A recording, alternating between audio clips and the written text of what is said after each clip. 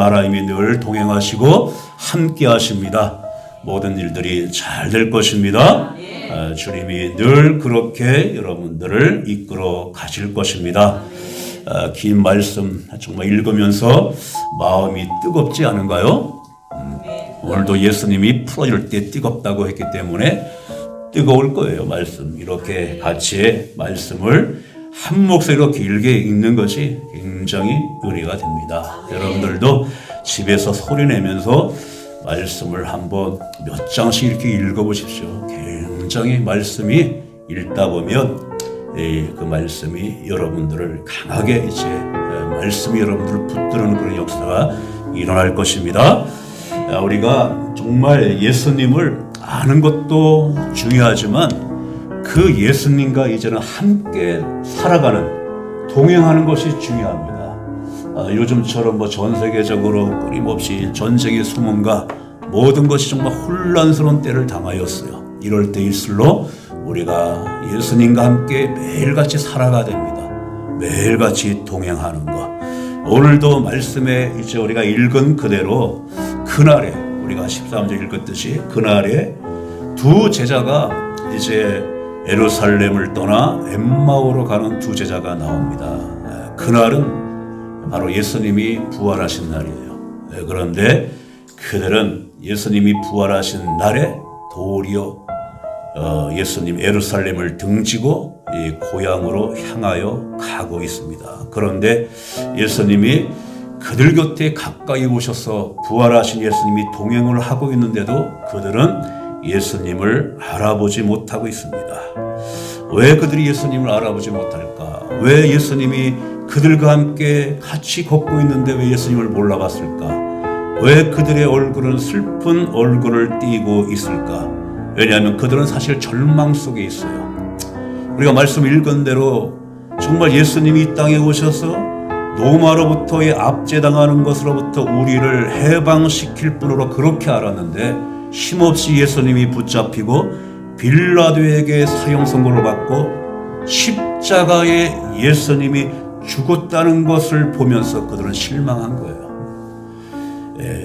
다른 이제 마리아나 다른 여인들이 부활의 새벽에 예수님이 부활하신 것을 보고 와서 얘기를 했는데도 그들은 예수님이 부활하셨다는 것까지는 그들은 확신을 갖지 못하고 있는 것입니다. 오늘날도 마찬가지예요. 예수님이 십자가에 죽은 것까지는 믿는데 그 이후에 예수님이 다시 살아나셨다는 것 여기까지는 나는 믿을 수가 없다고 하는 사람들이 대부분이죠. 오늘 이제 예수님을 함께 따라갔던 제자들도 마찬가지예요. 거기까지는 믿는데 그 너머는 나는 믿을 수 없다. 근데 그들 믿지 못하는 자들의 마음을 보면 다 지금 낙심과 절망과 슬픔 가운데 있는 불신앙의 상태라는 거예요. 그럼에도 불구하고 예수님은 낙심과 절망 가운데 있는 그들에게 오셔서 같이 걷고 있다는 거예요. 언제나 은혜라는 것은 주체가 바로 예수님입니다. 우리는 늘 흔들리고 낙심과 절망을 하지만 내 곁에 늘 오시는 분은 주님이라는 거예요. 오늘도 그렇게 길을 걷고 있는 자들에게 주님이 오셔서 함께 걷고 있습니다. 모든 것이 내가 예수님을 사랑하고 내가 예수님을 선택한 것 같지만 그게 아닙니다. 모든 것에 주님이 먼저 나를 사랑했고 나를 선택해 주신 거예요. 거기서부터 모든 은혜는 시작되어지는 겁니다.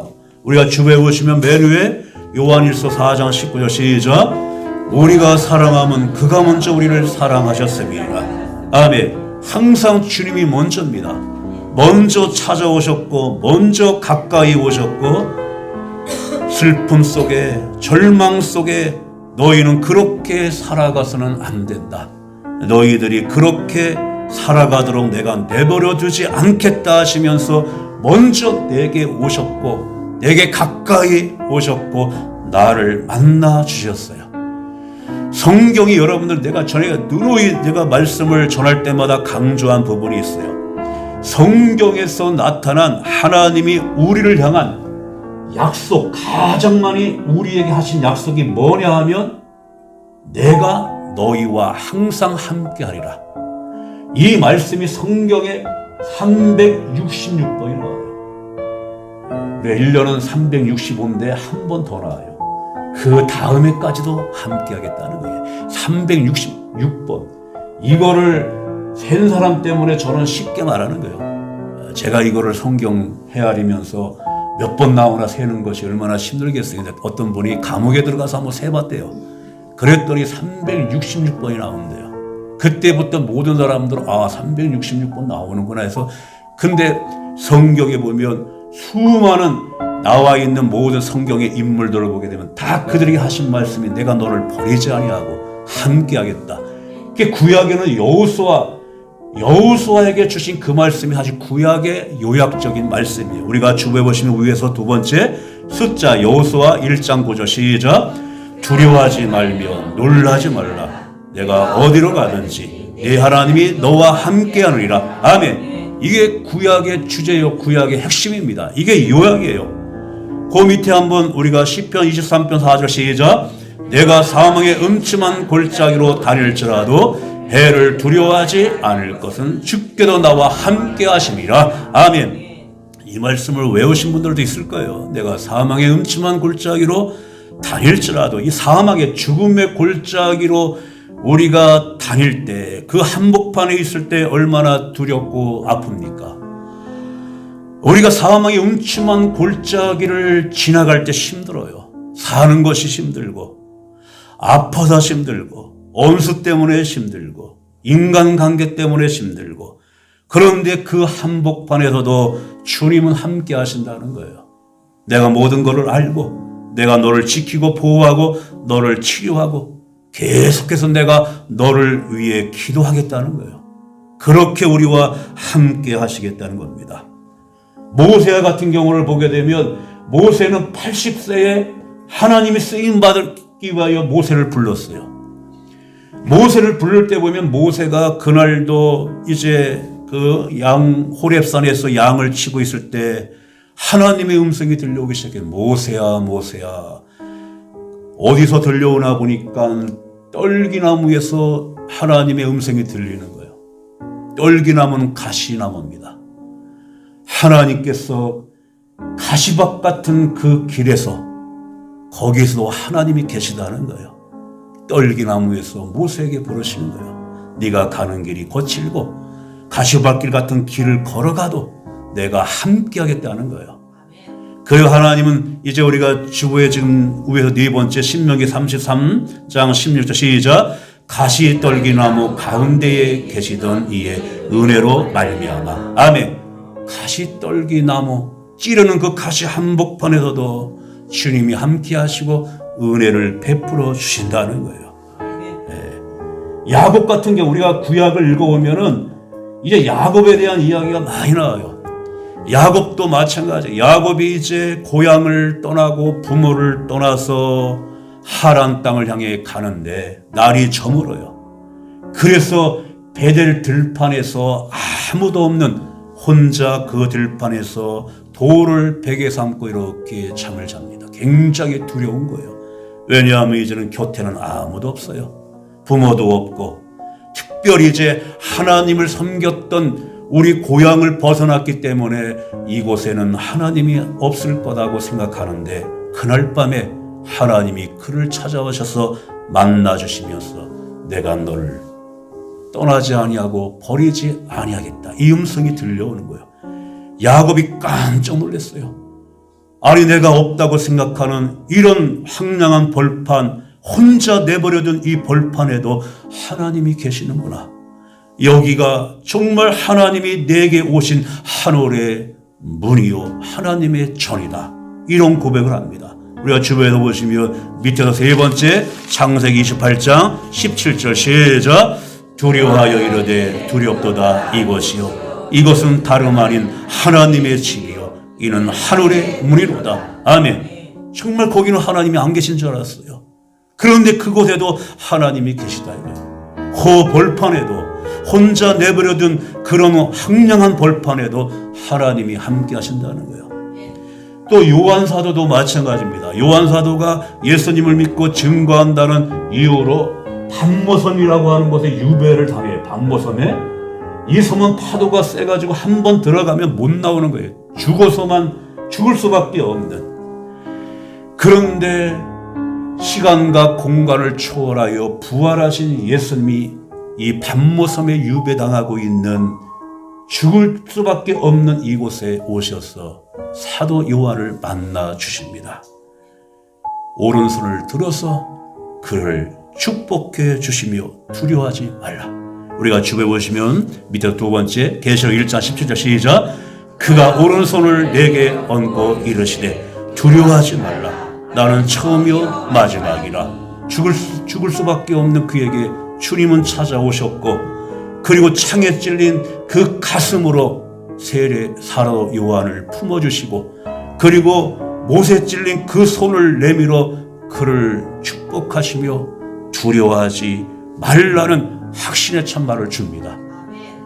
그래서 사도 요한이 하나님이 만져주시는, 주님이 만져주시는 그 손길을 통해서 매일같이 주님과 서로 대화를 나누며 세미한 음성을 들으며 앞으로 마지막 때에 펼쳐질 그런 모든 이야기를 다 듣고 기록한 것이 요한계시록이에요. 그냥 어디 편한 데서 한 것이 아니라 유배를 당한 pat모섬에서 그가 죽을 수밖에 없는 그를 주님이 찾아오셔서 확신에 찬 말씀으로 두려워하지 말라. 우리는 요한계시록을 말씀을 받은 것입니다. 그래서 이와 같이 주님은 살아계시고 나와 함께 하시는 주님은 지금도 살아계신 분입니다. 핍박의 시대에 왜 예수 믿는 사람을 핍박하는 자들이 예수 믿는 사람을 그래도 두려워한 이유가 있어요. 예수 믿는 사람들이 세상의 어떤 권력과 명예와 부를 가져서가 아닙니다.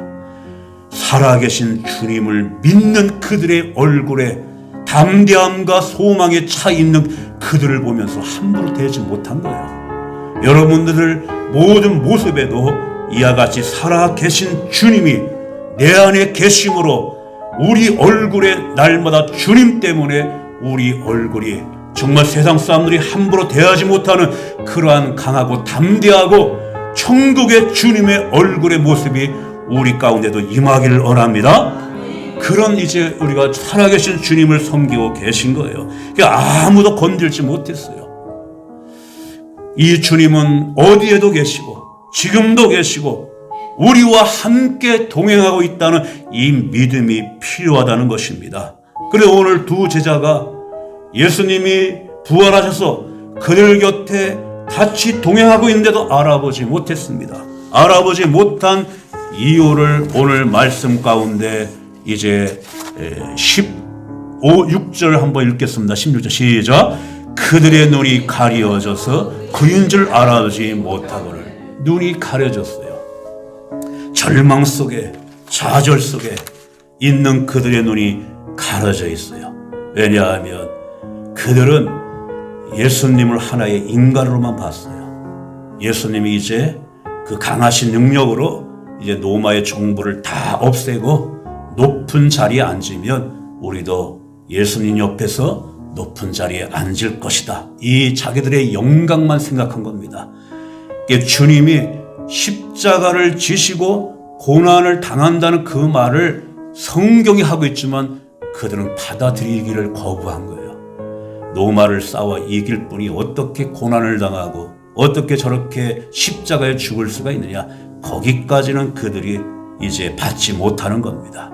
항상 우리 마음에 편견과 선입관을 가지고 있으면 복음이 이 안에 들어오기가 굉장히 힘이 들어요. 그래서 주님은 그들에게 가까이 오셔서 진지하게 구약 때부터 오실 예수님이 고난받으시고 십자가에 죽고 다시 살아나실 것을 예수님이 천천히 말씀을 풀어서 그들에게 다시 한번 말씀을 주십니다. 우리가 25절, 26절 한번 읽겠습니다. 25절, 26절 시작. 이르시되 미련하고 선지자의 말한 모든 것을 마음에 더디 믿는 자들이요 그래서 이런 고난을 받고 자기의 영광에 들어갈 것이 아니냐 하시고, 그렇게 예수님이 십자가에 순한 모든 그 메시지를 구약에서 이제 선지자들이 말한 모든 것을 다 자세히 그렇게 예수님이 다시 한번 말씀을 통해서 진지하게 깨닫게 해 주십니다. 예. 그러니까 우리가 항상 주님 앞에 설 때는 늘 우리가 그렇게 기도해야 돼요.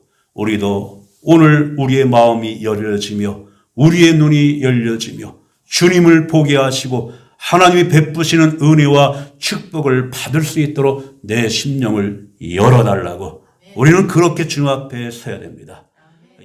예수님이 이런 낙심한 제자들에게 절망 가운데 있는 그들을 다시 일으켜 세우시기 위하여 하나님의 말씀을 풀어나갈 때 그들의 마음이 뜨거워지기 시작했어요.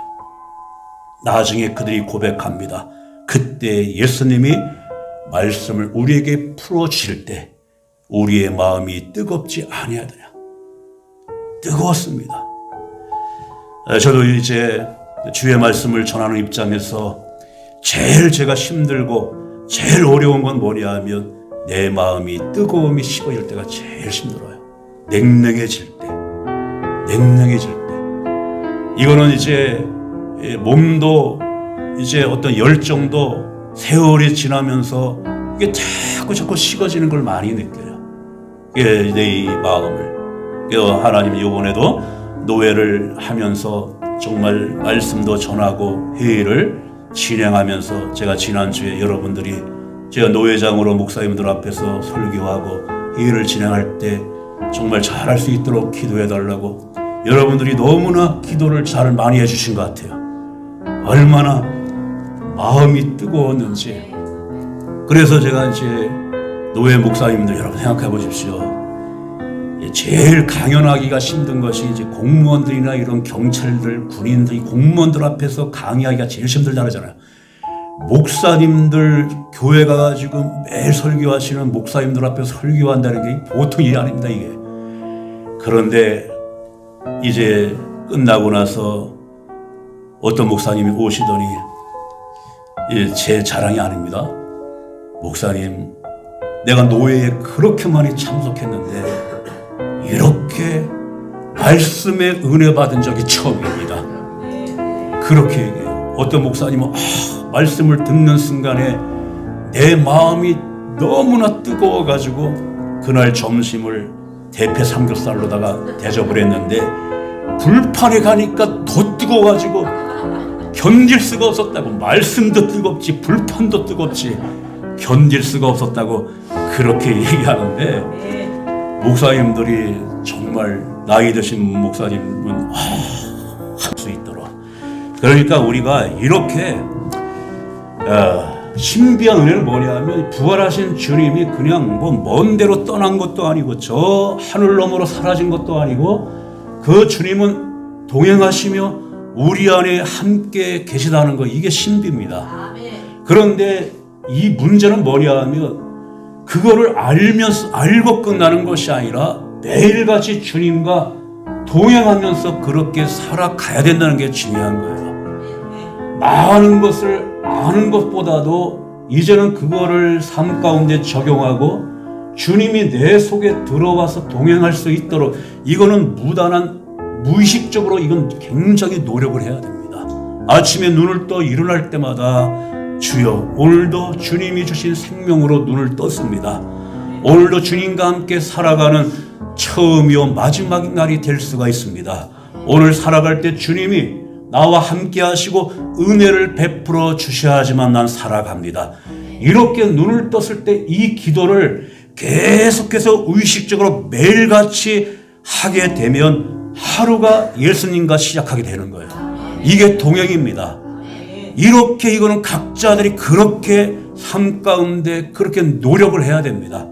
그럴 때 주님이 함께 하시는, 동행하시는 그런 놀라운 은혜가 우리 안에 임하여지는 겁니다. 다윗과 같은 경우도 대단한 왕이면서 다윗도 실수를 많이 저질렀어요.